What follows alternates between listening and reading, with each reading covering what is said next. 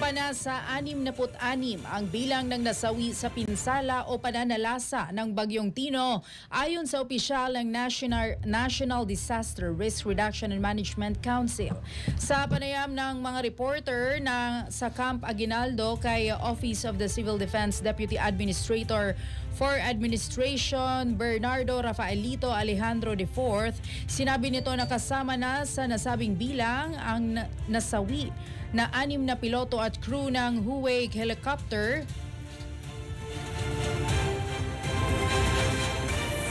na nag-crash sa barangay Sabud, Agusan del Sur kahapon ng tanghali. Sa kabuuan ng bilang, 50 sa mga casualties ay mula sa Cebu, 7 mula sa Negros Island Region, 2 ang naitala sa Region 8 at 1 naman sa Region 6.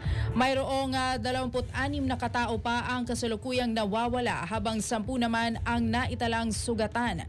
Samantala, umaabot na sa 707,000 individual o katumbas ng 204,000 na pamilya ang apektado ng bagyo. Sa nasabing bilang, nasa 102,000 na pamilya pa ang nananatili sa mga evacuation centers sa iba't ibang rehiyon. Nagpapatuloy naman ang clearing operation at pamamahagi ng ayuda sa mga lugar na dinaanan ng bagyo sa iba't ibang rehiyon.